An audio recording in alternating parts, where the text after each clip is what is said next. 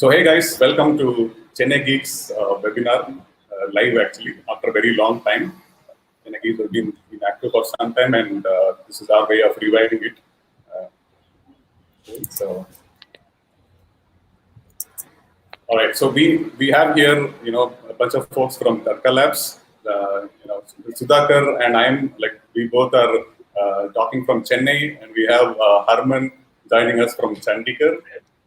Jahangir and Sridev are from Bangalore right now. So they have about 5 years of experience working remotely. I think I'm really excited to learn from them today.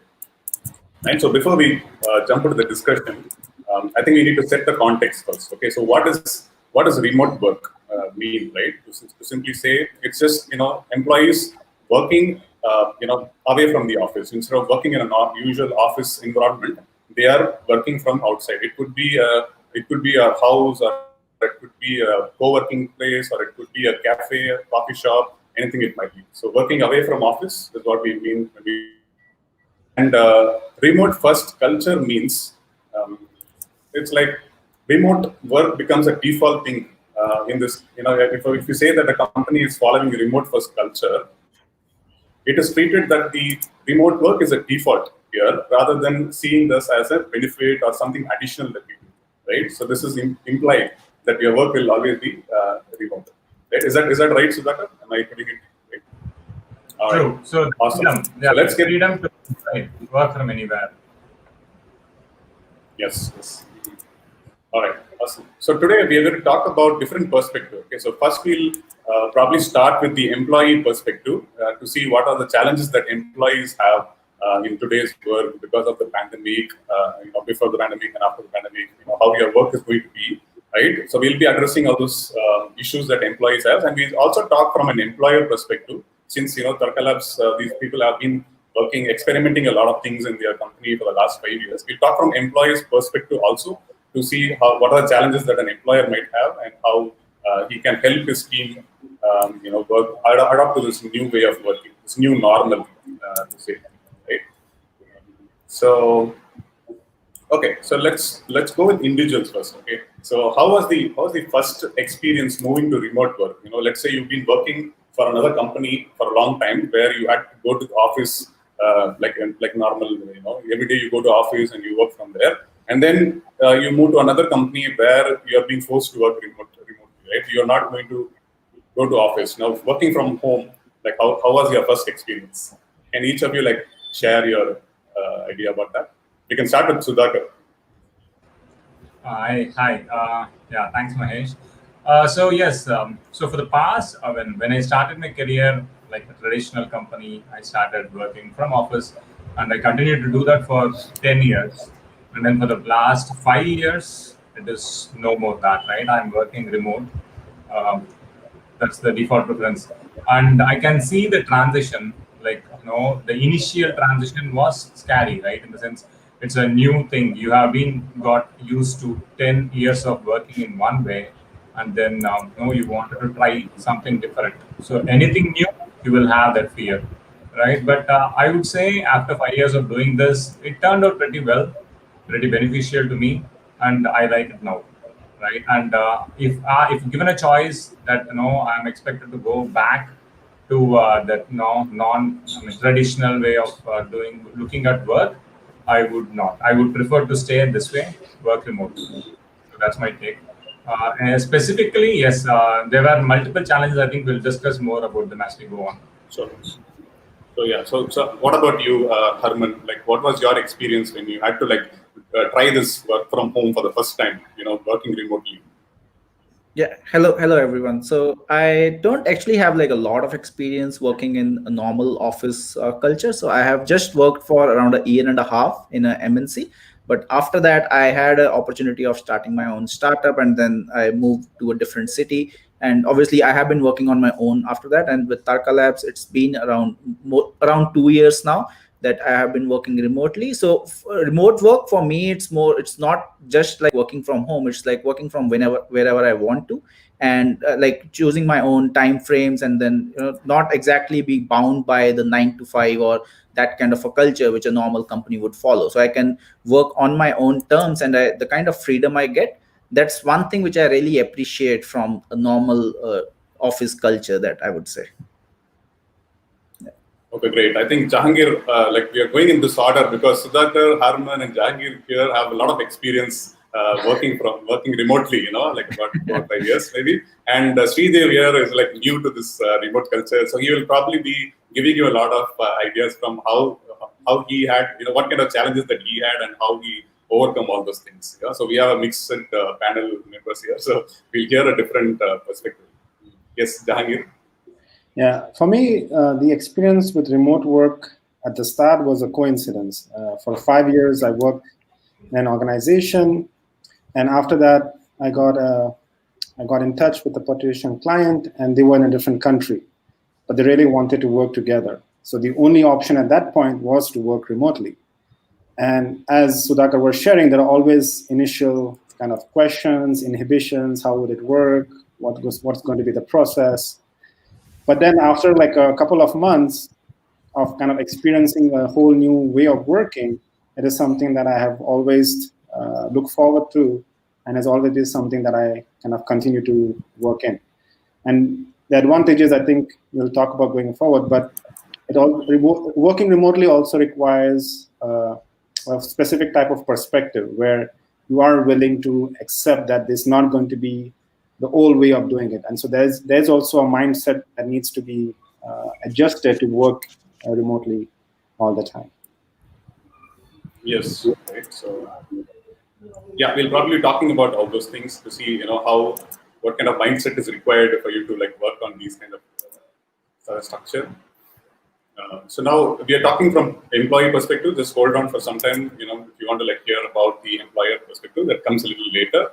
And for those of you who are listening, if you have any questions at any given time, you can feel free to post it in the chat, and we will probably taking that towards the end because right now we have a couple of questions ourselves which we want to like start off with. We've already got it through our other event channels, meetup.com and Facebook event page. So we are going to use that as the first thing to discuss, and then we'll add to that. If we find one of your questions to be like really amazing, really going to add value to this chat, and we will probably pick that up and talk about it. Okay. So the next thing is very important. I think a lot of people, as a developer or as an employee, you will be able to relate to this question.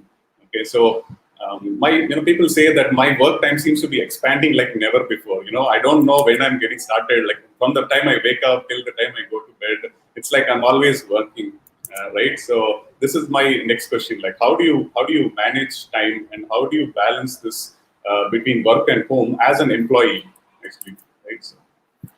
So let's hear your take on this. Yeah, Sridev.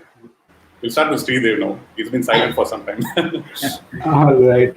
So the way I have been dealing with it is earlier, since I'm new to this work culture, and my association with Tarka Labs is my first introduction to formal remote work culture as such. And the way I've been dealing with work before was there was a distinction between my workplace and the place of residence. So moving on from that perspective, where there was a clear demarcation as to where my work stops and where life starts, and where life stops and work starts. So this thing was very clearly defined. And moving to a completely remote work culture kind of blurred those lines, and I had some difficulties initially to follow certain things. But one of the things I followed in order to get still maintain that demarcation was I had my own work set up, where I feel like, when I'm in that setup, when I'm sitting in the middle of that setup with all my equipment and the things I need to work with are there, I feel I'm working. And when I feel I need a break or something, I move away from this. I try doing something that that will help me relax. And that's how I've been demarcating this and creating this kind of difference. So I feel this is something that people can follow, especially first timers. Given the pandemic, there are a lot of people who are forced to go into this mode of work. And this is something I strongly believe, having a single place of work at home. If you're working from home, having that place clearly defined where whoever you are with your family or your children, whoever they are, they know that when you're there, you're working. and you're not to be disturbed during your hours of work. When you have the clear demarcation set, I believe that will definitely help you cope up with it. It'll be a good start for you as a newcomer to this experience. I think it'll be a good start. So that is about having a home office, right? So you have a separate home office, the setup that you only get into when you want to like work. Other times you go out of it, when you want to chat with your family, you just go out and talk. Only work happens in that place. So you have a clear place where work happens. So it's separated from your regular life. So that is about the environment, the place. But what about the time? When I start working from, it doesn't matter where I am, which room I am, but still some people have this problem. Like I start work in the morning and it keeps on going. Like how do I draw the line and say, okay, this is my schedule where I work, and then this is when I spend time with my family when I'm at home. And office, it's different because I go to office and come back home at 7 o'clock in the evening. And after 7, when I'm at home, I'm talking to my wife or children and so on, right? So while working at home, how do you solve this? Like, how do you make sure that you clearly have this break or balance? Okay, so I think, yes, Yes. go on, sure. Okay, so I was saying initially I had a lot of trouble coping up with this. I had around, I was working 30 to 14 hours a day because I myself was, I did not know what I was doing. All right, so once I got into it, and I spoke to Sudhakar, and I tried to understand how he has managed to keep that together. So what I understood was we need to plan it out. Like you need to decide these are the hours I'm going to work, and this is what I will achieve. This is what, like if you have 10 tickets at hand, it doesn't mean you need to finish off those all the 10 tickets. I mean, there is a certain limit to human effort, and I think you need to organize it in such a way that you don't feel uncomfortable working long hours. You don't feel you don't pressurize yourself unnecessarily. I think proper planning is something that is essential for everything, and especially coping up with remote work culture. Planning is unavoidable, and it needs to be done at a fundamental level. Right. Yes. Harman, you had a point. Yeah, I think when I say remote work, right, it's not always working from home itself, right? It's more of like I don't want to commute. Let's say if my office space is very far off from where I'm staying, so I don't want to commute, let's say 1 hour, 1.5 hour to actually go there, right? So it's all about like, but I agree with the fact which they mentioned that you should have like an office setup where you actually just go and work, right? You just get ready in the morning and then either you take up. So I actually took up a small co-working space nearby. It just gives me an office type of a feeling and saying that I'm going there for work, and it gives a demarcation that this is home and this is office, right? But right now we are in a very extreme situation where you cannot even think of going to a co-working space. But the whole idea behind planning is that you should know that how much stuff you need to get done in one day, and then you and your manager both should actually understand that you can only put in a certain number of hours a day, right? It's not that if you're not traveling or if you're not spending extra time which you used to earlier when you were going to office, it's not that you have to spend that time while doing work, right? Because you can use it for extra stuff that you have. So I think planning of your work is really important aspect, and the time can go on increasing, as Sridhar mentioned, right? You can end up working like 13-14 hours a day, but at one point of time it will have a toll on your productivity, because if you're working this many hours, it will not improve, but it will actually degrade you as an individual or as a developer. So I think that planning actually is really important, and it has to come from both your manager and yourself. So you need to put a hard stop. Let's say if you stop at 8, you need to stay there. I will stop at 8, and then you can get stuff done the next day. Okay, so Jahangir, what is your take on that? Like, what is your personal experience when it comes to? I think when you're working remotely, the two critical aspects or the qualities that are required is accountability and ownership. So at the end of a particular, let's say, sprint, you're accountable to produce certain end product or end results. And then how you achieve that is your responsibility. So you basically take on ownership of doing that. And now, because for some people working from home or working remotely is a new dynamics, it is sometimes challenging to kind of find the balance between where work life ends and where where home begins and where work ends. Yes. And so from that perspective, you have to basically figure out a routine. A routine is very important because when you establish a routine, you know, like, okay, this particular timetable that I'm following is to establish a particular routine so that I know at 11 o'clock when I start, this is my work time. When I take a break, this is then again, spending time with the family. And then again, you go back into your work time. So also having a routine helps in establishing a pattern that makes it easier for you to kind of follow a particular time period, so that you don't start overlapping into other areas of your life, because you still need to have that work-life balance, as Harman was saying, because just being a code monkey, you'll become tired after a while and you'll not be very productive. And so I think having the sense of accountability and ownership, as well as figuring out how to establish the routine, can be very beneficial in finding the right time to break from your work and then switch. Can you guys also quickly share a little bit about your routine? Like how's your day look like?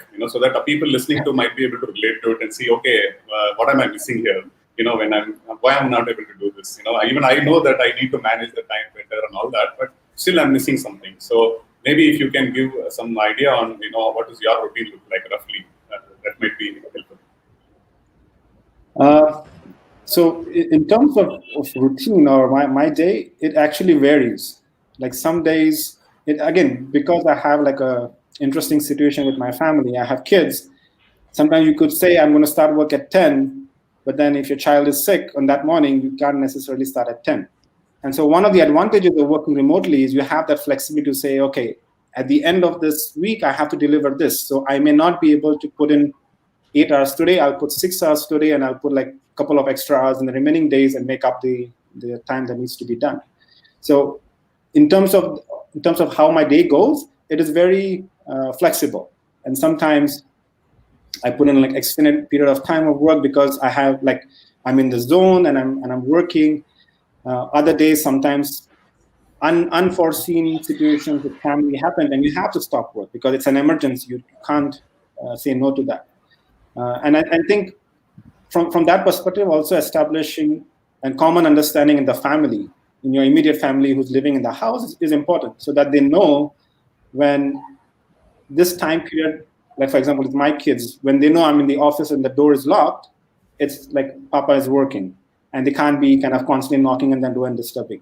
But sometimes I purposely leave the door open because they know that, okay, at this time, Papa is working, but if something comes up, they can come and ask for assistance. So in terms of how my day goes, there is a routine, but it's a very flexible routine. So I'm not very bound by it. It's not a traditional 9-to-5 job. It's very flexible in terms of how I do it. Okay, yes, Sudhakar. Yep. You can go. I think Devaraj asked a question specific to what I'm about to say, because my client is also in US. So maybe I'll give a heads up on what day looks for me. So usually I start in the morning around 10, and I'll stop or I'll put a pause to my work till 2 o'clock, right? So I break my work schedule or work plan as 2 parts. First part in the morning, and after that, because my client is in US, I thought it will be good to have an overlap of half a day. So I'll start pretty late, around 7:30. That is the stand-up time, and then I'll go till 11. So this worked for me in 2 ways well, because of course I have my time that is in the mornings, which I'll not be disturbed by any meetings, because obviously my other part, the counterpart of the team is like sleeping, so I can get my dedicated focus work done. And after that, in the evenings, right, from 2 o'clock till 6 o'clock, I have time with my family, kids, right? And given the pandemic situation now, like kids are in house and they are actually having good time because I spend that good amount of bucket for them. And after that, once they get into the 7:30 slot and the second shift of my work, then I have meetings. I'll connect with the folks, and then I'll have Slack communications, and then I'll take things and plan things so that I can work on the things for the next day. Right, and that is how it has been happening for me. And so this has been the drill and the cycle that is going for the past 9 to 10 months for me. And so I'm comfortable with that. Okay, Harman, can you share a little bit about how your schedule works with co-working space? When you were earlier going to co-working space and doing did you have a proper schedule? Okay, this is the timeline in which I would work, and how was that working? So I actually tried to at least wake up by 8 or 9. That's like a normal time. I'm not a very early riser, But I used to make sure that by 10 I kind of reach the co-working space, and then by 6 or 7 I used to come back. But it was not that I stopped working after that, because if my client is basically in the US, so I follow a routine which kind of Sudhakar mentioned, not by breaking it out. So if I know that I have my calls in the evening, so I usually tend to start a little late. And that's one thing which doesn't work really well with co-working space, because I don't want to be sitting there at, let's say if I'm taking a call at 9 at night, I don't really want to do that. But right now with the client being in US, so what I normally do is I start a little late, instead of starting at 10. So these days I'm actually starting like by 2 or 2:30 kind of thing, and then I go up till 10 or 11, right? So that's the time. So in the mornings I do my own stuff. I need to get some work done or anything personal which I have, so I just get those stuff sorted, and by 2 or 3 I start, and then I go up till like 10 or 11 depending on how much work I have. Okay. Sudhakar, can you talk a little bit about that thing that you said? Like how can you plan your overlaps? Like let's say you are working from different thing, and you have teammates pinging you like once in a while, asking even after you're done working. Let's say you close work at around 7 o'clock, and then you have people pinging you, right? I had one of my friends said, hey, it's like I'm always available online, because even after work I need to help my colleagues deal with some issues. So even after an hour or so, me finishing the work, I get pings from friends asking for some issue. So how can you plan this overlap? So yeah, just a brief context, right? So my team is like 25 members, developers alone, right? And we are divided into multiple divisions. I mean, small groups in that. So it's like on an average 5 to 6 developers, in a group. So it's not individuals, still it's a team, right? And the team, the moment there are so many people, it needs coordination, because working alone is not how software is built effectively, right? And also this is clearly defined, right? It's like, okay, everyone knows in my team that this is my work hours, and everyone knows that I'll be available till so and so time, say for example till 2 p.m. that time, right? And they are in alignment and agreement saying that, oh, okay, if I'm going to ping him at 3 o'clock in the afternoon, that is US time, I'm not going to get an immediate response, but I'll eventually get it, right? We call this as asynchronous communication, right? So when you tap someone sitting next to you and you expect an immediate response, versus when you use something like an asynchronous channels like Slack or these, there should be an understanding in the team saying that, hey, we respect each other, and then we understand that I want to have a question, I'll put it out there, and you will find a time, and then you will respond me back, right? And sometimes I see the messages, if it is very urgent, say for example production issue or something, I don't mind giving some information, right? I don't just sit and work on it. I could give pointers, or if there is any help they're asking, hey, where is this and what is that and all that, I might take a couple of minutes and then I chat. But I don't need to respond. That's the thing, right? I'm not obliged to respond to everything that comes after my work time that has been clearly defined and the team knows it, right? The moment we have that understanding in place, and obviously a proper collaboration, right? I mean, you trust each other, right? You to work better and to work effectively, then it is manageable. And I was able to manage. I am able So to we need to yes. So we need to clearly manage that, right? Like you have to set out saying, this is my timeline. Like from morning 10 to 6, this is my timeline. I will not work after that. That is something that is in your control, right? Yeah, I mean, you don't need to have a hard stand saying that I will never work, right?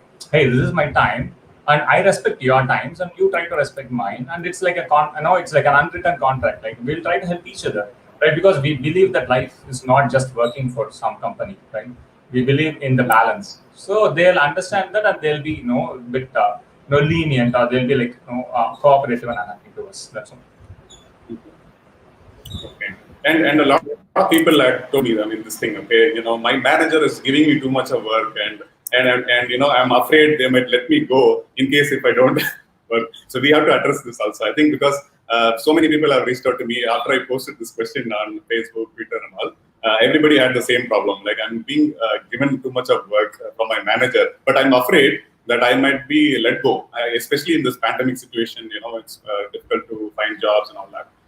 So I'm afraid of that. So how do I deal with the situation? Yeah, we need some upskilling in that sense, right? More from the manager's point of view. So they need to actually plan out stuff in a better fashion. And if your manager is actually not able to, divide that work into small modules and then assign you those modules, and if those are not realistic, because I've seen a lot of problems with managers across, where they kind of say that, I want to build this and I want to build this yesterday. Now, the problem is that they just want to get stuff done without even thinking what are the technical challenges that you might face, without thinking how much time it will take, right? Because it's not a magic wand where we say that, we'll get this done and it will be done, right? We'll face a lot of challenges, and the managers normally they feel that it's just getting work done. It's not getting good work done. So it's more of like they just want to ship it out to the client and say, that's how it will work. But ultimately you end up spending more time because you'll end up adding more bugs or stuff like that, right? But so I think the whole planning has to come from a top down approach. The manager actually needs to make sure that they manage the stuff in such a way, and there should also be a trust factor involved, right? And trust is, I think, one of the biggest thing which we need when working in a remote setup. And trust has to come from both sides. The employee or the developer has to actually trust the manager, and they need to make sure that if you're getting a freedom of and with someone not sitting right next to you and you can work at your own freedom, you should not try to take advantage out of that, right? It's not that if my manager is not seeing me, I will not work. And it's the same for the manager as well. If I'm as a manager, I'm not seeing my employees, it doesn't mean that they're not working, right? At the end of the day, it doesn't matter if I work 8 hours or 10 hours. If I as a manager have certain tasks which needs to be done, and if that's being done, right, I don't care if Sridhar is like good enough and he can get something done in 1 hour. It should not matter to me as a manager. But if it is mattering to me as a manager, then I think it's kind of a toxic environment that we have within that organization, where we should, like, I think that there's some upskilling which needs to be done at a manager level in that sense. Yes. We talk more about that probably in the next segment when we talk about employers. Yep. Okay, now we are talking more from individual perspective. So yes, Sridhar. Yeah, so basically, this issue that we are facing, it is not specific. Just adding on to what Herman said, it is not very specific to remote culture alone. Even in non-remote workspaces, people are being made to work extra hours. Okay, they're being forced to stay overnight at the offices, and that is happening even when we are not in a remote culture. So the toxicity of that organization is what is causing this. It is not because it is a remote culture. It is because the organization at a fundamental level have their facts wrong, and they're looking at the wrong metrics to get work done. I mean, they are looking at the number of hours they work and not the output of that work, or not the value that has been added to the company because of that work they've done.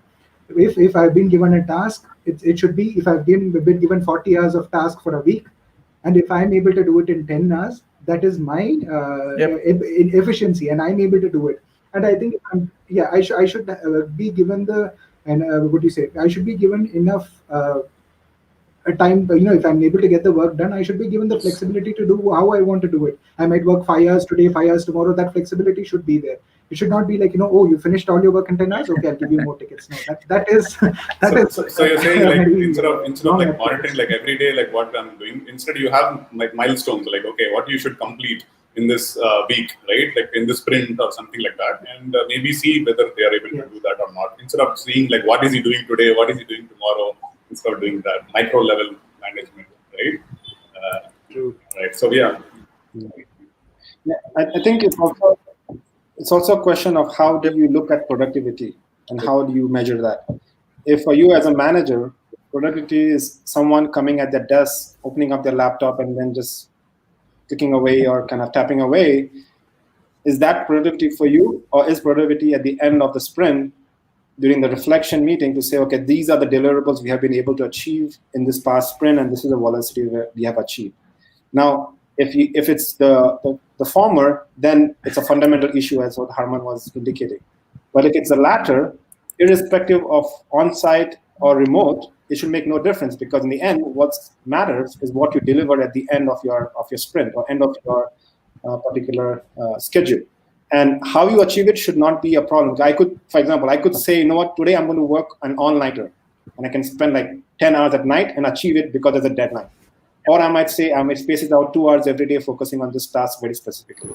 So that should be irrelevant to how it's delivered. What should be matter is if the team has agreed to reach a certain milestone at the end of the sprint, are we hitting that milestone? If not, then how do we address that? That should be the bigger problem, bigger question about productivity, as opposed to physically being present in an office and kind of just tapping away. Right. Yes. Yeah, and so and next thing is about Yes, Yeah, Arvind. one more point to add on top of this is like when we actually talk of the requirements and the milestones, as Jahangir mentioned, right? It's more that the milestones should be decided in discussion with the tech team. Like normally, I've seen like in companies, like there are managers who are not actually technical in nature. They understand stuff, but they don't know what kind of challenges you might end up facing in these things, right? I don't say that the managers are expected to know these things, but there should be someone from the technical side as well who's actually handling this stuff along with the managers and saying that, you know what, we might face this so and so challenge in this particular domain, and we might not be able to hit this milestone. And then it should go to a developer level, because if the manager comes and says you need to get this stuff done in a certain time frame, let's say a 2 week sprint, it might be a case that it is not a realistic expectation that a manager have, and then he kind of gives it to the other stakeholders of the company, and then everyone is kind of coming with the expectation that this will get done, and that's the only reason why the employees end up spending more time. And but I agree that this is not a problem with remote culture. The only problem with remote is like you're just saving your time here and there, and then you are putting that extra effort. But I think the one question we should ask is like, was this different when we were not working in a remote environment? Was it like something we were spending just 8 hours and now suddenly it has transitioned to like 16 hours a day? Or was it like we were earlier spending like 14 and now it's become 16 because you are saving some extra time, and that's also going into your work? So yeah. Right. So yeah. So coming back to this question, like that we earlier discussed, right? Like my time is like going on from morning to night. Like I remember Jahangir talking something about valuing your time. Like you need to like value your time. Like when you're working on a thing. No? You also mentioned a quote that said, you as a developer, you only have few clicks or few taps left in your lifetime. Can you tell us about that, Jahangir? So I think this was in the discussion about how do people keep tapping you every time asking question. And I think it also relates to a point that Sudhakar was saying where you need to set kind of clear boundaries and say, after a certain period of time, this is my time. It's basically my personal time. I'm no longer working. I'm no longer on the clock. And in this situation, if someone keeps kind of asking you a question, there are two ways of looking at it. One way to say is this something that's urgent and production issue? If it is, then of course you have to help out. If it's not, then you have to basically say, like, is this person really making an effort to understand the question before he's coming to me? If he's not doing it, then it's a clear sign that he's not valuing my time. He just wants a straightaway answer to me. And at that point, you have to basically say, like, basically repeat the situation and say, look, after this certain period of time, I'm kind of in a different mode, and I'm no longer be able to kind of give quick answers for questions that come up. And I think as developers, we also have to realize that we have to be fair to ourselves, right? Managers constantly expect things from us, but in a way, we have to be fair to ourselves and say, at what point do we stop? Like Scott Hanselman, the guy from Microsoft, would in his a lot of talks, he would talk about, like, as developers, we have limited number of taps that we can do on the keyboard. Now, do I want to be wasting that answering a question for someone who's not making an effort to do it by himself? And so that's generally how I look at the situation. Right. Okay. Earlier, since Sudhakar brought up this thing about asynchronous, people get that as a problem. Like when they move from a usual office environment to a remote working setup, communication does not happen synchronously. Like even I'm in an office, I can just go and tap my friend and I can say, hey, can you help me with this? But then now I have to ping him, but then I don't get a reply back. A lot of people have, given this out as a problem. Like, this is a problem that I see. Like when I wait for some time to get it. So what is your take on that? Like, how can we solve that problem? Sudhakar, you want to take that? Yes. Oh yeah, sure. So I think, see, this is one thing with specific to mindset, right? So I mean, you should be in a mindset to work in a remote environment. And the expectation should be clear that, hey, I mean, yes, you are trying to get help, and you will not get immediately, and no, you should be okay with that. I mean, think about it. Even in an office setup, you are being constantly tapped by the people around you every 5 minutes. I mean, you can never get your work done, right? So there also we are respecting. We wanted to respect the personal space and then give them time. And then sometimes in office also, right? When I was before getting into this again, I ping even when I'm in office. I can see the person there. I will not go and directly talk to him because I don't know what he's busy with. Right? He could be in the zone. Like you bring developers out of their zone. It takes a lot of time for them to get back, and it's really irritating, annoying, right?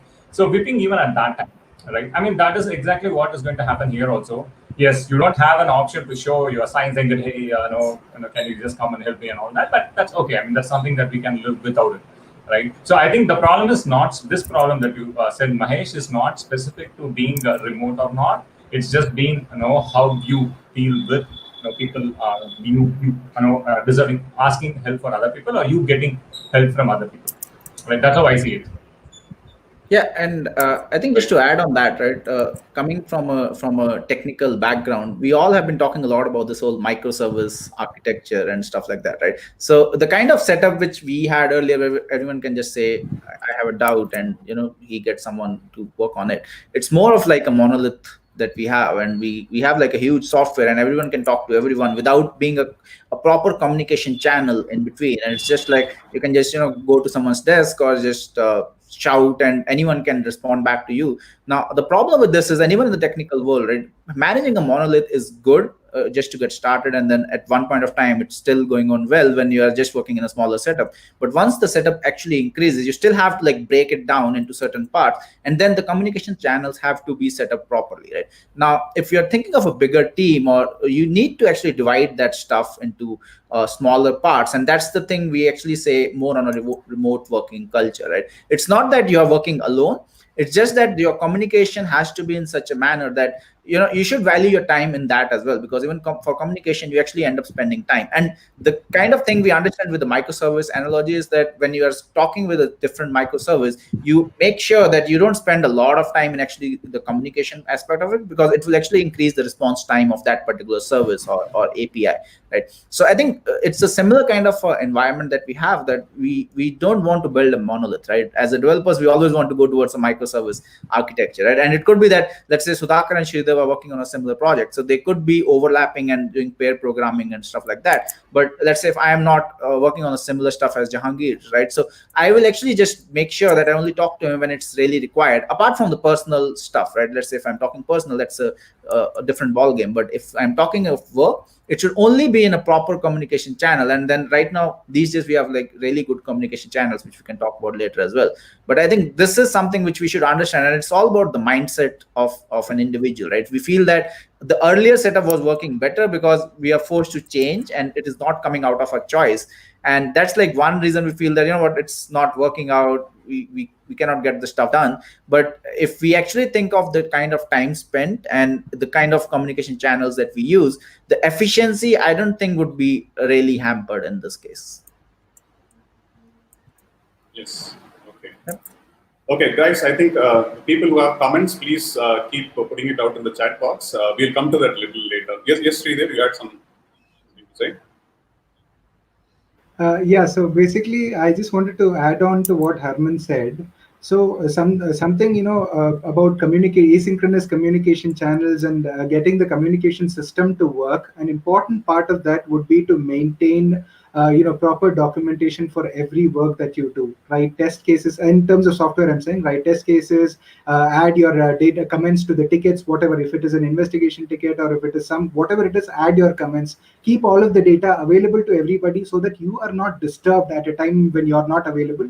This is one way to stop yourself from being disturbed. Make sure whatever you do is known. Every single line of code that you write or any work that you do, make sure it is known. Keep the statuses of the tickets up to date so that you are not disturbed when you don't want to be disturbed. All the data that you need to provide is already there for them. They won't disturb you unless you don't they need you absolutely. That is one situation you can avoid by doing these things. Yes. +1. Yes. So Sudhakar, so you mentioned about this thing, like being in the zone, and then when somebody comes and taps you, you're like immediately out of the zone. In that way, this asynchronous communication is actually helping you when you are at home working from a remote location. Yes. People cannot just easily come next to you and then tap. That is one thing as an advantage for the remote workers, right? But then there's also the junior developers who feel that, hey, I had a senior developer who used to help me out whenever I had some issues, right? But now with this work setup, I'm at home alone and I'm pinging him, he's not available, so I'm stuck, I'm scared, I don't know how to go, what to do next. So for the junior developers, like what would you tell them? See, that's the transition fear, right? That I was saying. So yes, the transition is a bit fearful, especially for junior developers who are very new to this, because obviously they'll have a lot of questions, right? How to do this, how to do that, is this the right way to do, and all that. And in a setup like an office, when we pair, it's much more easier, right? So you do pair programming. Say, okay, you're working on this ticket. Come, I've already worked on a related module. Let us sit together and we'll start working on the same machine, right? That's much more easier because most of the time we as humans learn better by seeing how others do it other than reading books, right? That's why so many videos and there are so many other ways of learning technology also, right?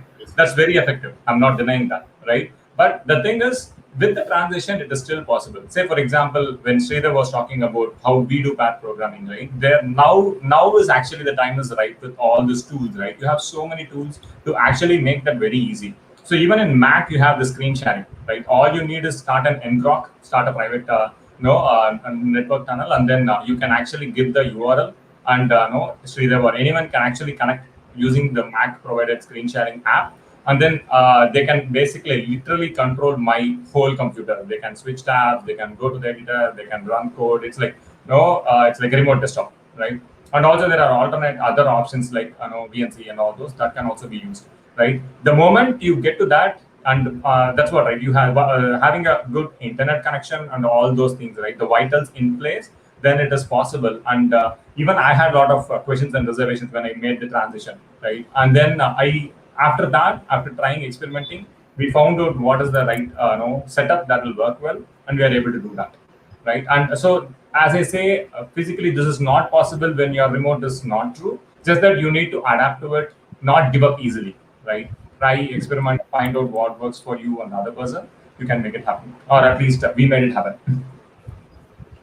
Yeah, and I think one point to add on top of this, right, what Sridev and Sudhakar mentioned, right? So normally, like, you don't want, like, it's if you're working in a zone, as Sudhakar said, right, you don't want people to constantly bug you and say, I cannot do this, because then you're getting distracted, right? So I think one thing which has really helped in my case is more of like having a small discussion as a group. Let's say you're working in a team of 5 to 6 people, right? Having a small discussion within the group, and that discussion should be like 15 minutes or max 30 minutes, where you kind of decide that what exactly you are going to do for the day. And if you have any kind of bottlenecks that you are stuck on a situation, on a problem, or maybe you are dependent on someone else, I think the whole thing is that if you have actually formally documented everything, and if your code is really good, the dependency on someone else should be very minimal, right? And if you're working in your own module as an individual, right? If you're working as a pair, or if 2 guys are working on a single module, then it's a different thing. But if that's the kind of case, I think one way of doing this is that we can have like small 15 to 30 minute discussion. And the other thing is that instead of actually just pinging and going to the desk of the person, or maybe just chatting with him on Slack, it obviously makes sense if you can just schedule a time for, let's say, an hour, and say, what, I have so and so doubts, and you can just make a list instead of constantly going and making a thing with that. So you can just say, I have a list of, and this will take me 45 minutes to just go through the complete list.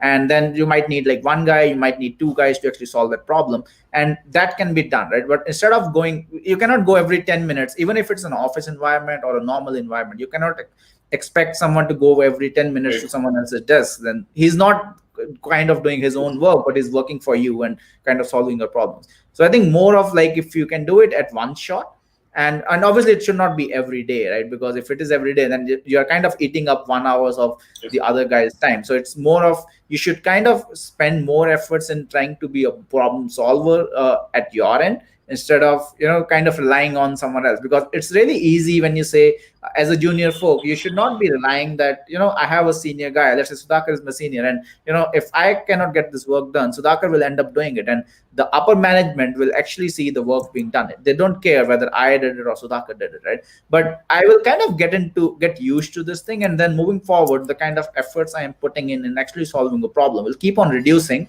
and then Sudhakar's work will kind of become 1.5 times, because he's solving my problems, and then he's solving his problems as well. So it's more of a mindset situation, but I don't really feel that it has really something to do with a remote culture in that sense. But it's more of like it can happen in an office environment as well. And I have seen people who really don't want to be bugged when they're actually working, right? They'll say they have some notes written on their desk or something that, do not disturb me. I'm working on this is problem, and I'm just consider I'm not available for the next 2 hours, right? So, and that's the time what we do when we say a Slack notification of saying I'm not available, right? So it's completely fine in saying that, but it's more of like how we can change this mindset.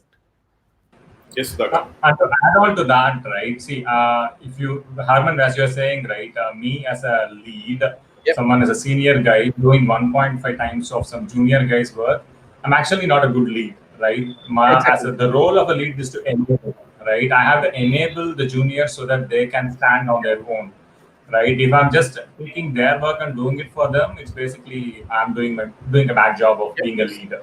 I just want to add on to that. And the moment we focus on them back to say that, hey, how did you do that? You tried, it's okay, I'll review it. Take 2 hours or 1 hour. Come back to me with what you find. And then that can definitely happen no matter where you're sitting next to him or in a Slack chat or a quick video call. Right. Yeah. Yes. So for yes, John. Yeah, I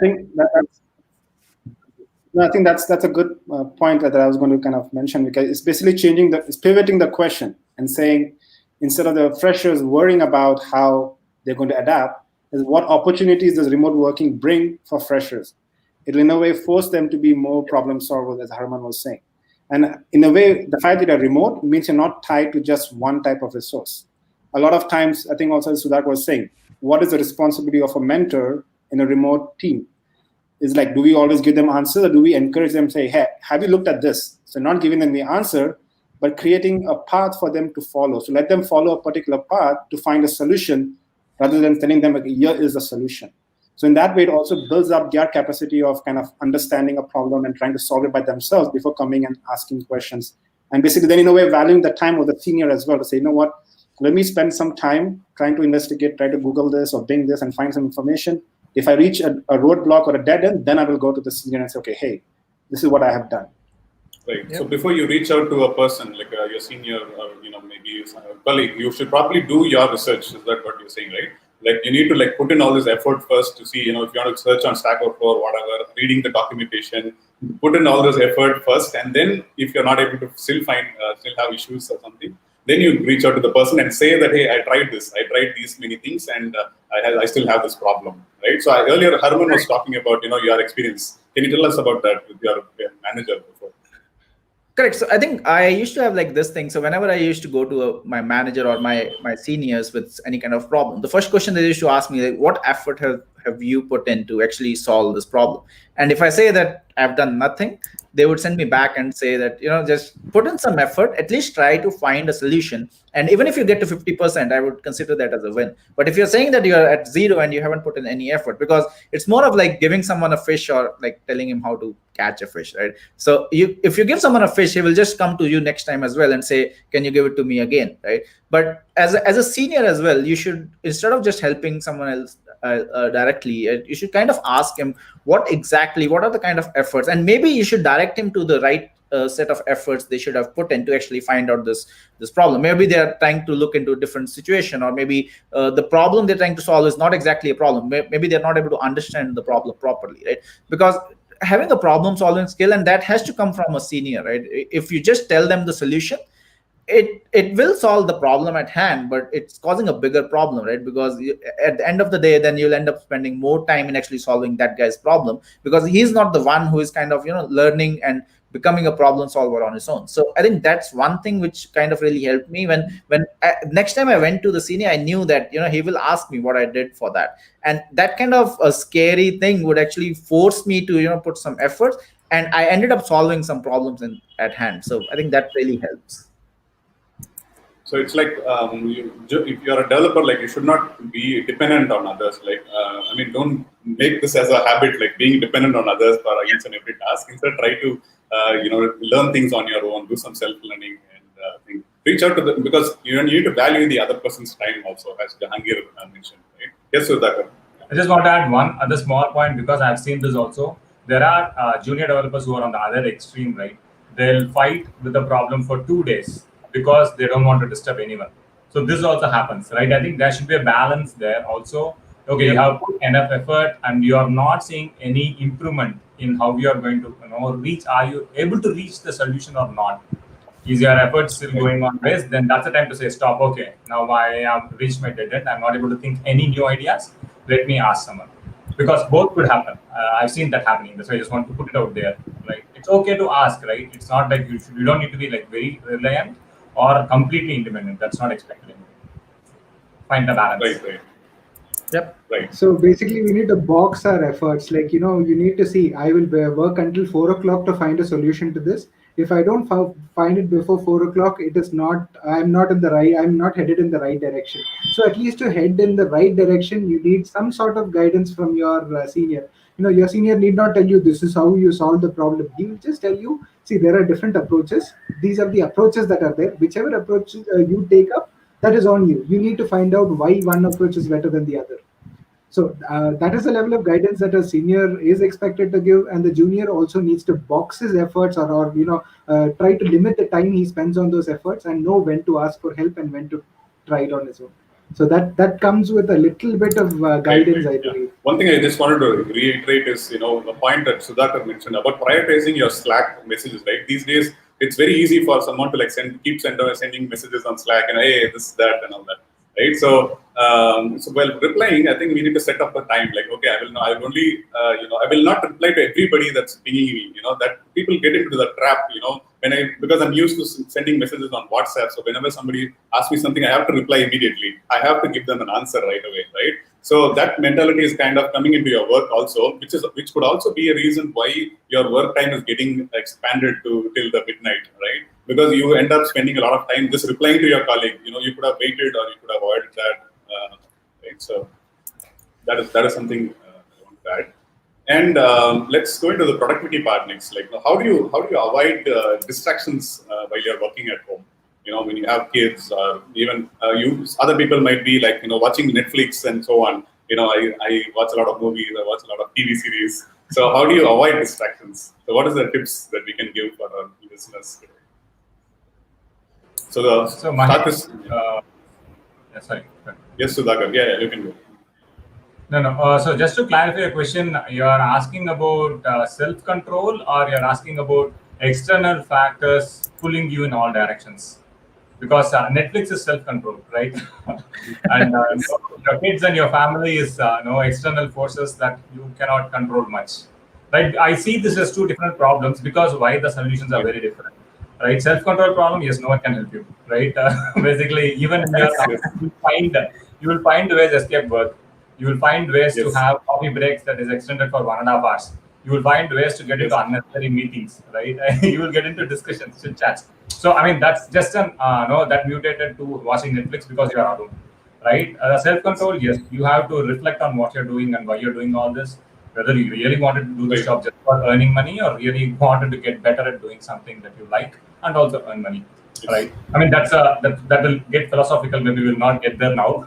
But the other problem of managing external external influencers or external people, that is actually possible. Like what Jahangir was saying and Harman was saying, there are multiple ways that you can do that. Right. You can level set to the people in your home to say, hey, this is how it works because of the pandemic or not pandemic. This is all the setup, and it's okay. You can be flexible also there. Right. Obviously, with kids, you cannot always take the stick. Right, and so it's okay. You can be flexible, but as long as you set that expectation, even in house, it's kind of slowly they'll get into that group.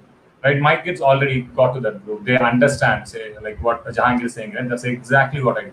If the door is closed, they kind of know that okay, 1 week for emergency situations where the toy is broken, they'll come and ban it, but not for small things. So things like that. But yes, so that's my 2 cents there. Yes. So adding to that question, it's like that was in my next question actually. Like, how do you keep yourself motivated? Right. So that is also a challenge for everybody. Sometimes it's like I'm passionate with my work and I write code and do my work regularly. But then there are times when I lose this motivation. Sometimes I don't feel like working at all. So how do you handle these things? Like when the times you feel like you're not motivated?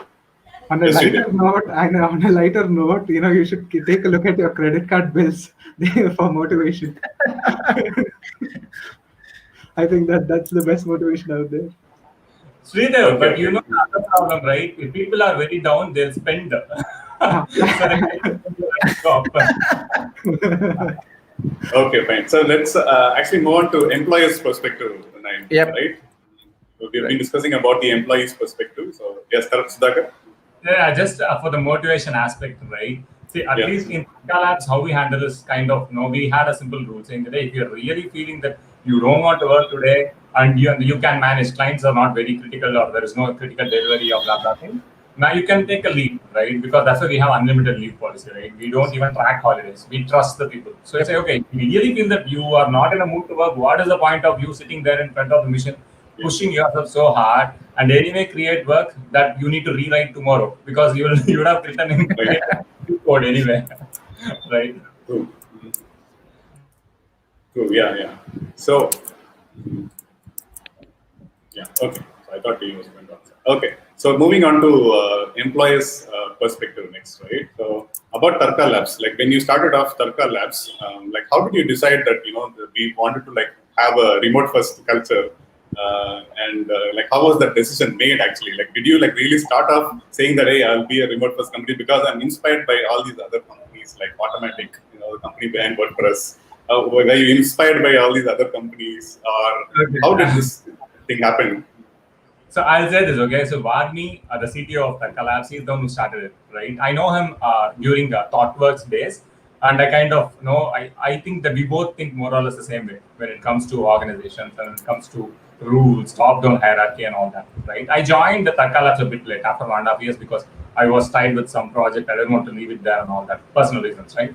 But yes, to answer your question, we did not say that let us create a remote first company. That sounds cool. We can get cool tech, cool people. No, that's not how it happened.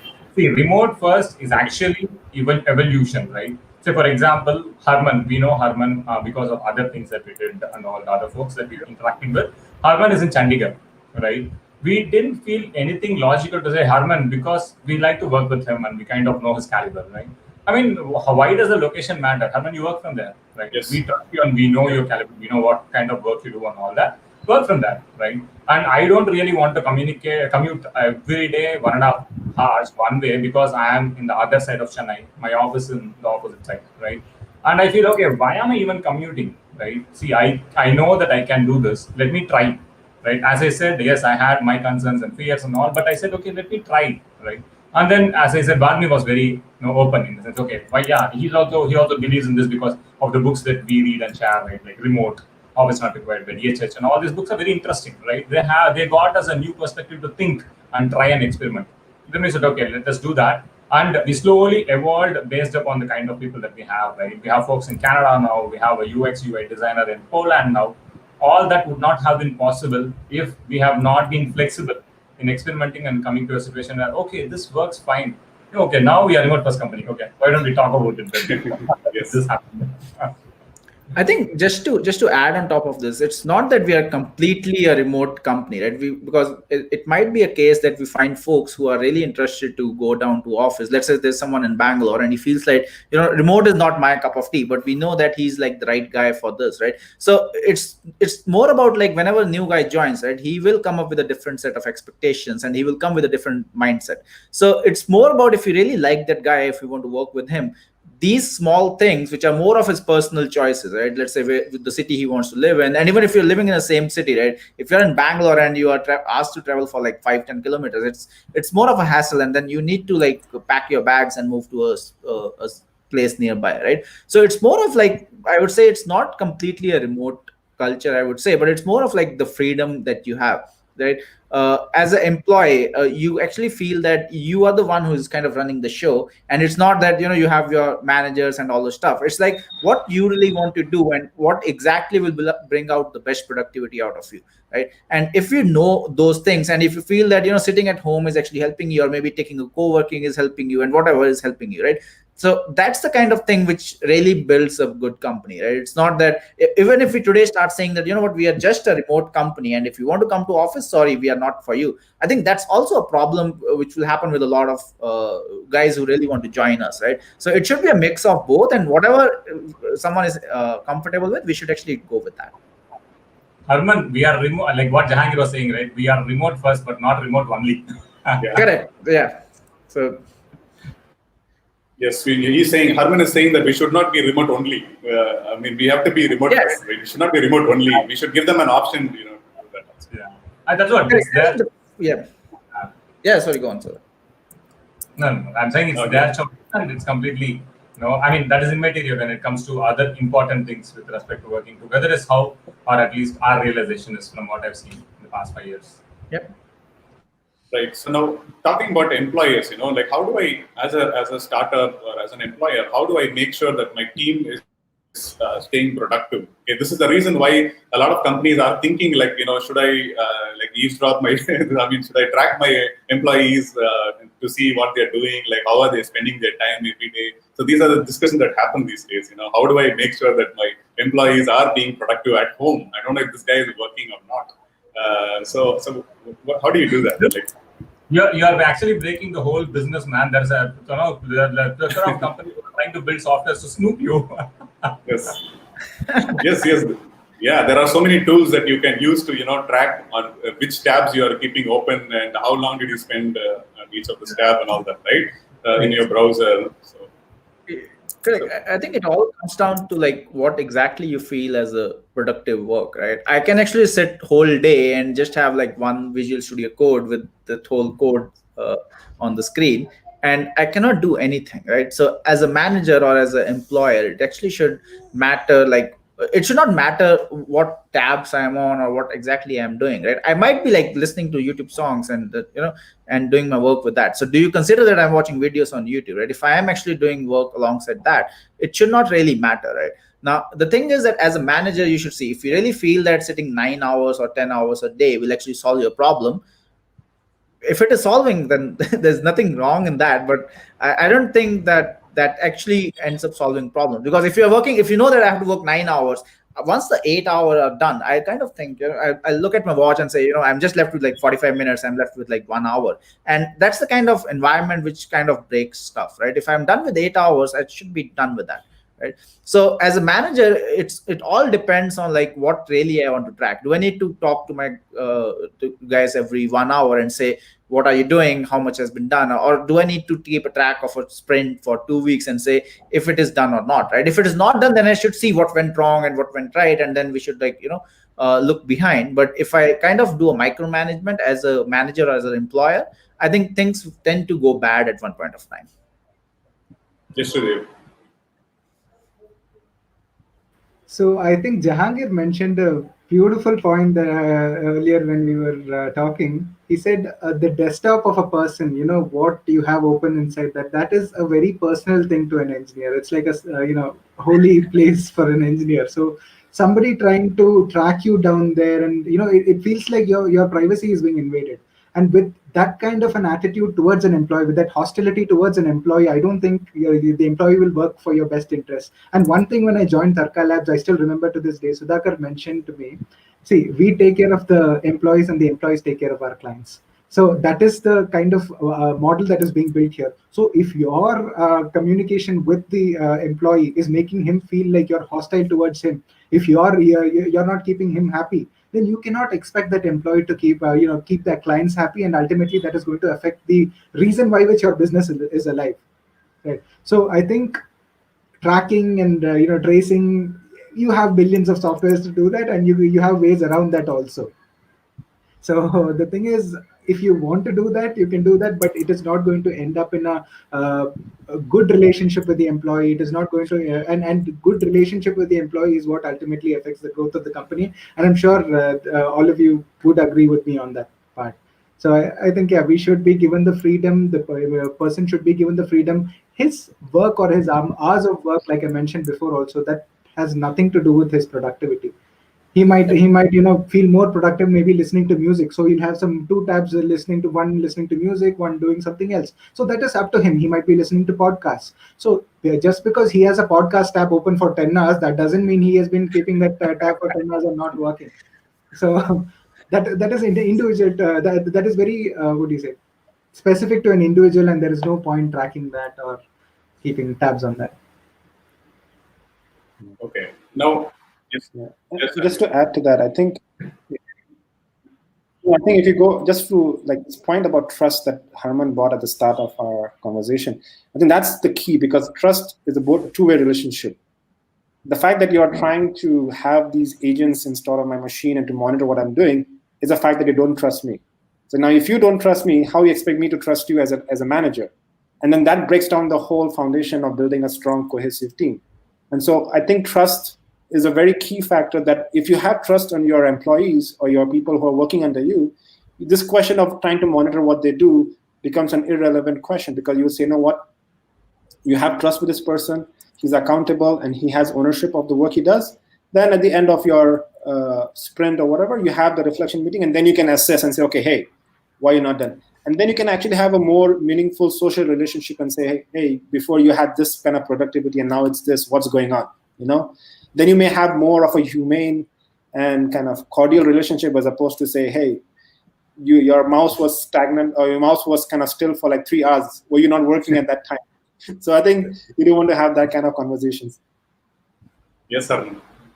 Yeah, just to add one point on top of this, right? So Sridhar brought up a very good point of like, we managing the clients and then the company, the employer kind of keeping us happy, right? So I'll just give you some examples. So I have been working with Tarka Labs for around 2 years now, and I have been managing my clients from day one, right? Coming from like similar kind of working environment. Now, I have never had a chat where, my manager and my client is actually doing a one-on-one, and then we are kind of doing some stuff over there. I have been doing the more of a dev work, and I have been managing the client. I have been responsible for, scheduling my stand-ups and taking leaves and whatever it is. Like whenever I have to take a leave, I don't actually go to my management and say, I need to take a leave for so and so days. I know how much work I need to get done for my client. I know what kind of responsibilities I have. Now, my management doesn't know what I'm doing, right? So they don't know whether I'm able to take a leave or not at this point of time. Let's say I need to go out for a vacation for 5 days, right? Now,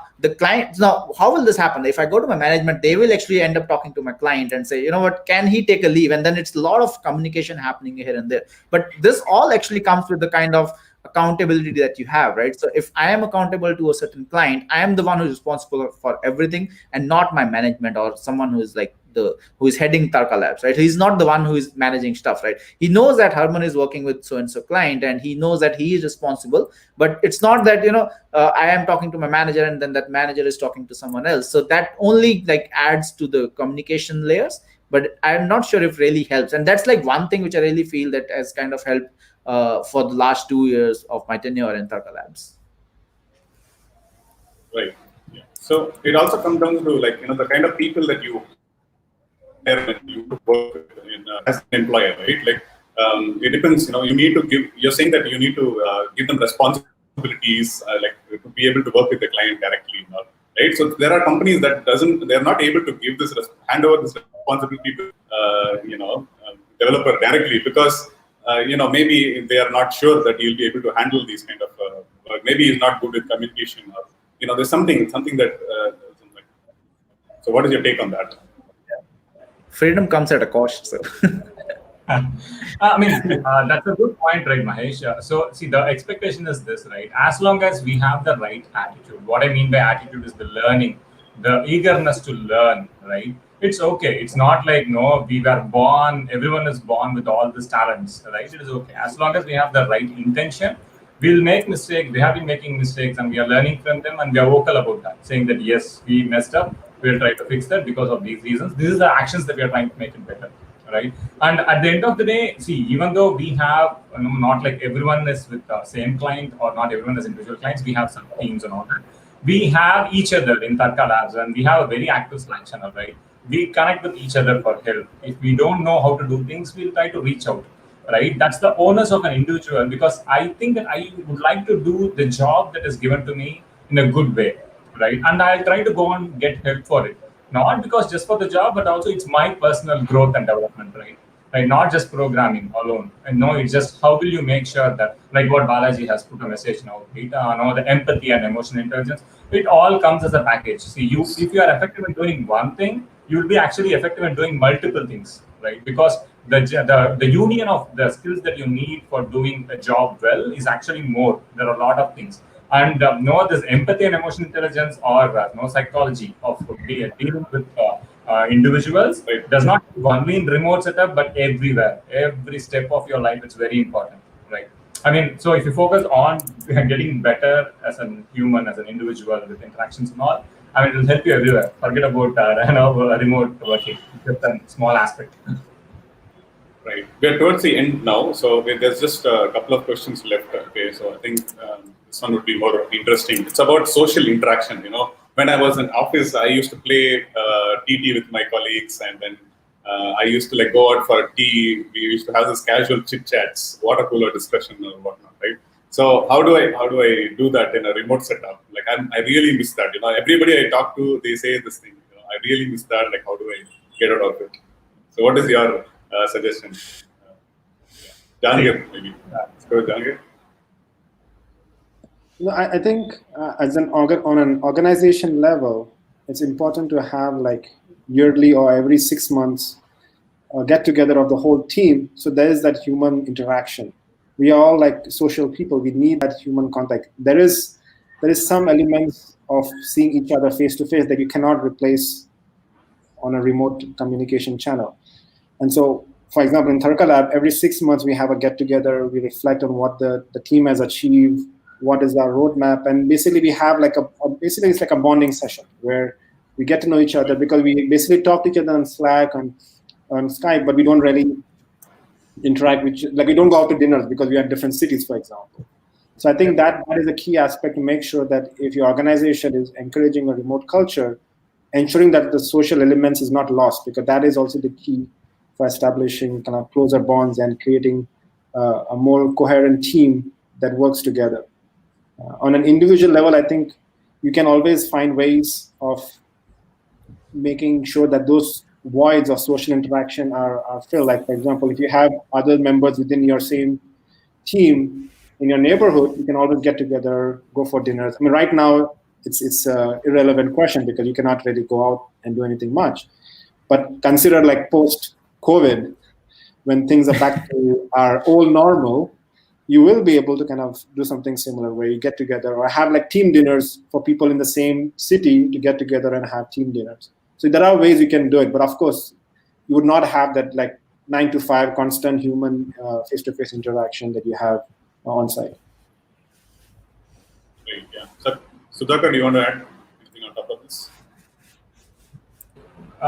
Yes, I mean, so okay, there are trade-offs, right? We are not saying remote working, there are everything advantage, no disadvantages. No, we are not saying that. Even I don't believe in that, right? There are some downsides to it. Say, for example, people who are very social, right? Who like to work together, they wanted to meet people. They value equally the non-working time as a working time. Yes, right? As I was saying, so remote first doesn't mean, and Harman, we are discussing about that, right? Doesn't mean remote only. If you feel that, okay, I have been I feel that social disconnect. Okay, I mean, no, there is no stop. Go to office every day for 2 months, 3 months. Till you get tired with the traffic, then you get back work from home, right? I mean, you can always see the balance, right? You see, oh, I'm missing this so much. Then getting roasted in traffic. Okay, let me trade it off, right? See, that's the kind of mentality that we would like to have. And think of the total remote setup, right? It's still possible. We used to do that, right? Varmi, when he was in India, he does that in the Slack channel saying that, hey, I'm coming to office tomorrow. Who's interested to come to office tomorrow, right? And 2 or 3 of our folks will just say, okay, I'll also come to office because you're coming. We'll do something, and then we go work, and then we play also TT there in the office, and then we also go for dinner or lunch, right? So it can happen. See, that's the key, right? The moment you have freedom, you have a lot more things that you can do and experiment. You don't need to wait for some authority to give you permission to what to do with your life or with your way of interacting and all that. So I think I treasure that freedom, and I would love that, and I think I was able to use it to my benefit and advantage, and also to work and client benefit. So I think that is where it boils down to. Right. So talking about the traffic and all, right? So what I did was, for me, to get to my office, it was taking about like 40 minutes, 45 minutes. So being like, I wanted to like be with my team, so I didn't mind that time that I took, the thing that I did with traffics and all.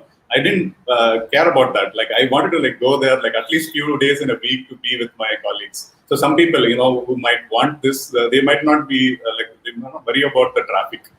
Right. So, but it depends. Like if you're in the Bangalore, obviously everybody worries about traffic because traffic has a whole new different definition in Bangalore. So that is a different story.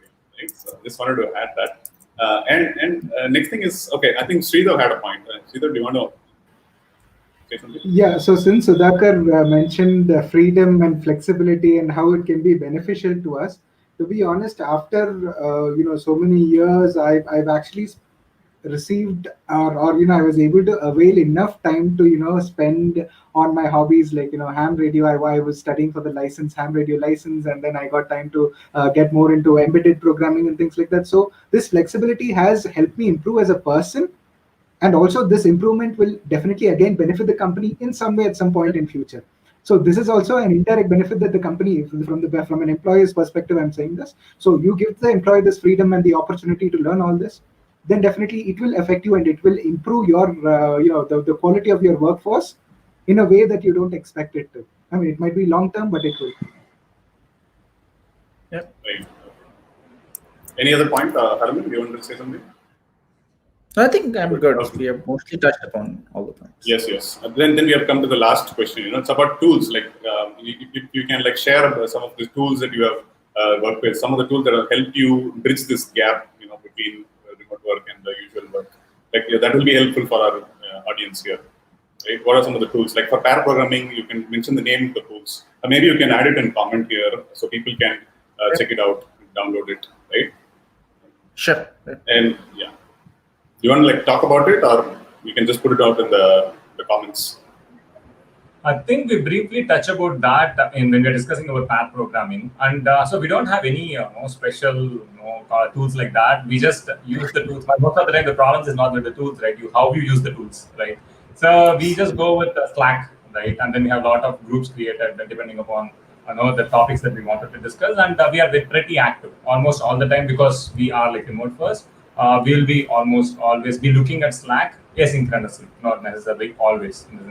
And we use the screen sharing and Screen Hero we are using, and Slack acquired now, so Slack already has built in that, and we could use that. So tools like this, which are out there, right? There is nothing, some secret tool that we are using, nothing like that. And how we use it, what matters. So. Yeah, because I think someone mentioned in the chat that they had issues with pair programming with some tools that they have used. So maybe they are not aware of the tools that you are using. Maybe so they might. This might help actually. Like if you can put down those tools in those chat box, like that will be like really helpful for these people. Like all the tools. Yeah, on that aspect, Mahesh, actually you're right, because even we had the issues, and that is when Vadmi actually figured this out. Use ngrok and then use Mac screen share, because if you are in the same intranet, Mac screen sharing will work very well. But if you are not in the same internet, you have to use ngrok, and it worked well because ngrok you can actually give a region. You can give Asia Pacific region so that the delay is very little. That's a good thing. We'll add that in the comments. How can you use ngrok? That will open up a tunnel between different machines in your region so that there is very little delay, and then you can use screen sharing and all other tools. Okay, and to finally close off, we were talking about this toxicity in the organization, right? Like, let's say I know now, like after hearing about all these things, I realized that okay, my environment it's very toxic right now. Okay, maybe my employer is not doing the right. Maybe my manager is forcing me to do too much of work. Now that I've realized that I'm in a toxic environment, like what do I do? Like how do I? Like should I quit? Should I quit and then find another job? Or how do I go about solving this? Should I upskill myself? Okay, see, I mean, quit is the easiest, but it's also the toughest. Why? Let me explain that. Right. So, I mean, you see something is wrong, right? I think a right mindset is let me try to fix it instead of running away from that. I mean, give an effort to fix it. Talk to people. This is where your people skill will help, right? I mean, developers, yes. From what I've seen, even I was very bad at that, but it is learnable skill. It is not like you're born with. You can learn that, right? Interaction skills. And if you are able to make small incremental changes as far as the team is concerned, because everyone wants to succeed, right? No one wants to keep other person's life misery, right? Just that they don't know how to do it. They have their own fears, their own concerns.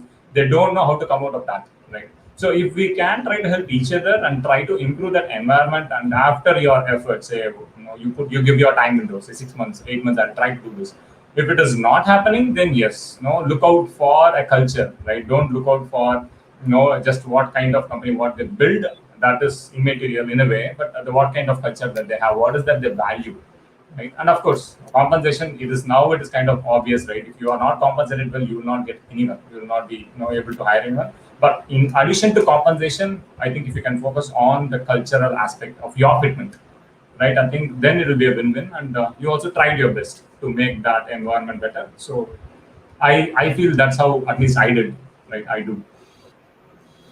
Yeah, and I think upskilling is like one point, Mahesh, Okay. which you touched upon, right? So if you feel that you are upskilled enough and you are with the current technology, the way it is working, I don't think like finding a job would be really difficult, right? It's more about like how much you know, and if you're not upskilled that much, then obviously it will be a challenge itself, and then that your manager will also know that, right? He cannot go out somewhere, so I'll take advantage of this guy. But I think it's all about the upskilling has to happen at both the levels, right? If the managers also upskill, then we might not even have this whole toxicity, the problem that we have, right? But as an employee, if you really feel that you're not valued enough, I think it makes sense to upskill yourself and then kind of find a good culture to work with. Okay. Yes. So last, I mean, do you want to give us books that you have read? You said that Bagni and you guys have read a lot of books. Yes, Sridhar. Yes. Before, I just wanted to extend on the toxicity aspect that Harman mentioned. So, it is like a, relationship. In a toxic relationship, it is toxic, but the reason you're not able to come out of it is because you're scared that you might never find something as good. So, so that is the only fear that is going to keep you in that toxic relationship. If you're able to come out of it, if you're able to become a better person and realize that this world is not limited to just one company or 10 companies, you have opportunities, millions of opportunities. Wow, you need to upskill yourself. You need to make yourself worthy of it. And confidence is something that can make you do wonders. So the only way you can be confident is by being good at what you do. So yeah, I think all became Babas, and then no, everyone is going to say Takala Guruji's. I mean, some free relationship advice for our viewers. Okay, to close off, can we give them some books that they can check back, books remote work, right? Is it called remote work? Book by DHH and Jason Free. Remote office not required. Most often. Okay. Office not required. I think we'll also add that in comments maybe. So we'll collate all the different books that we felt very interesting and we felt very connected to. Then we could just put it out there. Sure. And all the other folks can also add it. I'm sure there are a lot more books that from what the four of us have read. Okay, I think we can get to the end. Okay, thank you guys for listening to us. We'll be adding all these points to the chats, about the books and the podcast or whatever that we want to suggest for you. I think we have covered most of the things that came up as a chat, as a comment here, right? So we have touched upon all these aspects that have been asked by our audience today. Right? So thank you so much for listening to us, and thank you guys for joining us today. Jangir, Harman, Sudhakar, and Sridhar. We'll catch up again sometime later. Yeah. See you guys. Sure. Thank you so much. Ending the podcast now. Bye, guys.